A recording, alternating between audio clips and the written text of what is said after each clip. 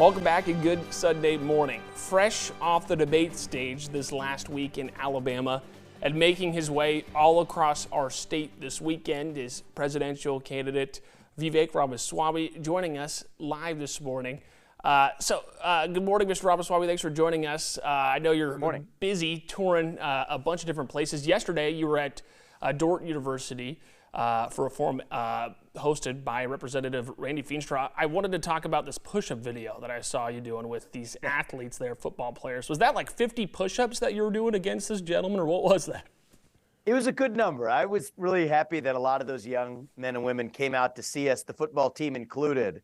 And we are reaching young voters, but at the end of my little talk with them after the event, one of them started saying push-ups, push-ups. And so I said, all right, let's have some fun this morning. And one of the members of the football team and I did a lot of push-ups, and we were in sync with one another, got the young people excited. And I will say that being there in Dordt yesterday on the campus, it left me with a sense of inspiration, actually. The next generation of Americans, many Republicans, many conservatives write them off. I don't. I think that the next generation is hungry for leadership, hungry for purpose and meaning. And I'm a father of 2 sons myself. And so, yes, we do like to have fun on the campaign trail and reach young voters where they are. But part of this also is the beginning of leading a new generation of Americans that is lost, but hungry for an actual meaningful purpose in this country. And I'm doing my best to give that to them. You kept pace with that football player there, too, for a hot minute with those push-ups. This is something on the campaign trail that you've been saying for over a year now, too, talking about these college-age students hungry for someone to cater to what they want and talk about their concerns. Is that something you were expecting when you had started your run for president, or is that something you learned over the course of campaigning across Iowa and around the country? It was something that I had a strong sense for when I began this campaign, but it's only gotten stronger over the course of this campaign. And I would say it just slightly differently. It's less about catering to what they want. In some ways, that's what the left has been doing, feeding them what they think they want to hear: race, gender, sexuality, climate. Whereas my message is grounded in a different vision: individual, family, nation, God. That beats race, gender, sexuality, and climate if we have the courage to offer an alternative vision. And in some ways, I think that's where the Republican Party has been deficient. The Republican Party has criticized the Democratic vision. It feels like we're running from something. I am leading us to start running to something. And that is something that young people in particular are hungry for right now. And so I am in this to revive national pride in this country, but especially in the next generation. And I think it's going to take a leader with fresh legs coming in from the outside, from the next generation to do it. And I think we're succeeding at a scale that the Republican Party hasn't seen in reaching younger and non-traditional voters. Just coming off this last debate here, in your closing remarks, you'd mentioned Eminent Domain here, specifically in Iowa. I'm a state house reporter, so I see the group lobbying up there every single day trying to protect their private property from these carbon pipelines. So if you just want to reiterate your message on the use of eminent domain and how you view these carbon pipelines for public or private use, how do you view that? So look, I think that much of the climate change agenda is based on incorrect premises. Are global surface temperatures growing up a little bit? Yes, but that doesn't mean that we need to change our modern way of life. Now they're using this argument to say that they need to capture carbon dioxide from ethanol and other kinds of plants and bury it under the ground and use eminent domain to use land of farmers, even those who don't want their land used, for that pipeline. I think that's wrong. I think it's not what the Constitution says. It's not necessary to capture carbon dioxide and bury it under the ground. It simply does not meet the Supreme Court's test for what counts as necessary. So my view is if they can use that to capture carbon dioxide and bury it in the ground, the next step will be they could come and seize your gas stove. They could come and take your combustion vehicle or your cow, all of which release carbon or carbon dioxide or methane into the air. And I don't think that's a precedent that we want to set. And so I embrace using all forms of American energy right here at home in the United States: drilling, fracking, burning coal, using nuclear, and ethanol too. And I don't think that people need to apologize for that by capturing carbon, using it to seize people's land or seize rights to build a pipeline across people's land and bury it in the ground.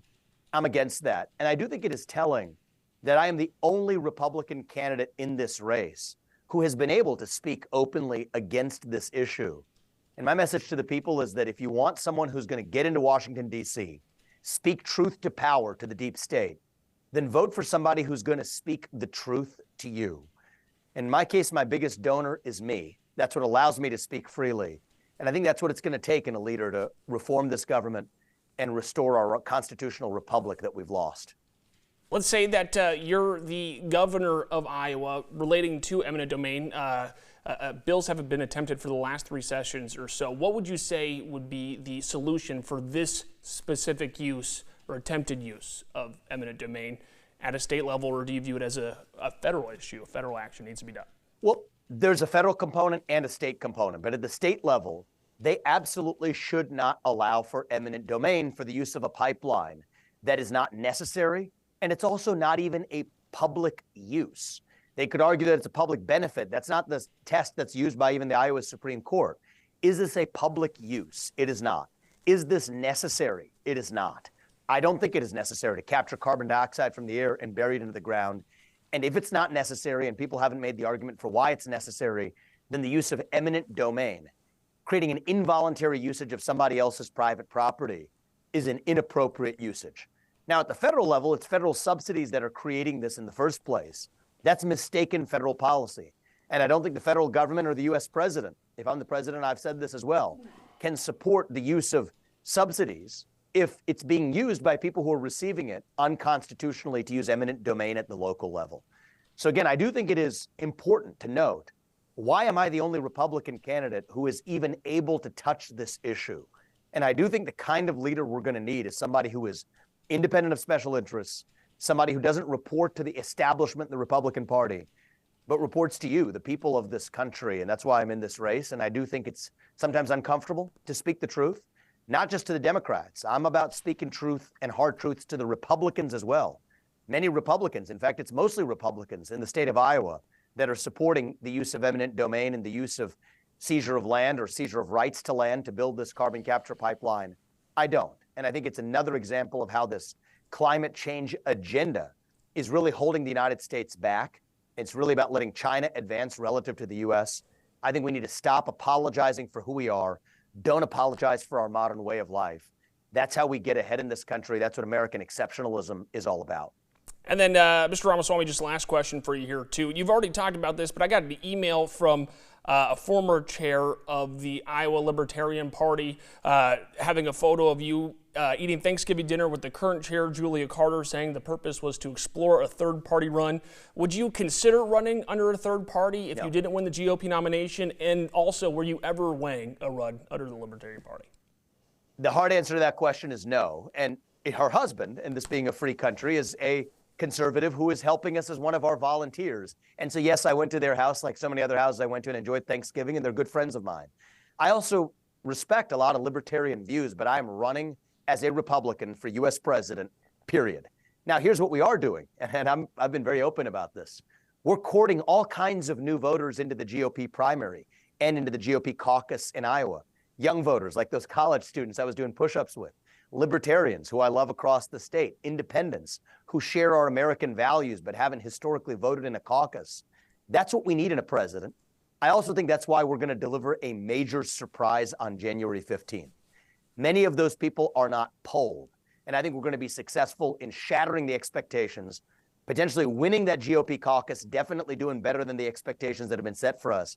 I think we have a clear shot at winning this caucus, and I think we're going to shock the world when we do it. And you know what? That's also what's going to allow us to succeed in delivering a landslide in the general election. So yes, I'm proud we're reaching out to non-traditional voters, from college students to young voters to libertarians to independents, bringing them into our pro-American movement. But I do think that, many of my opponents may have been trying to spread rumors as Vivek's talking to libertarians. What does that mean? It means we're bringing them into the GOP primary, and we're going to win this primary, and then we're going to win the general. That's what it means. All right, Mr. Ramaswamy, thanks for taking the time for joining us this morning. You got plenty of other campaign events out in this state, so thanks for being with us. Thank you. Appreciate it. With more news after the break.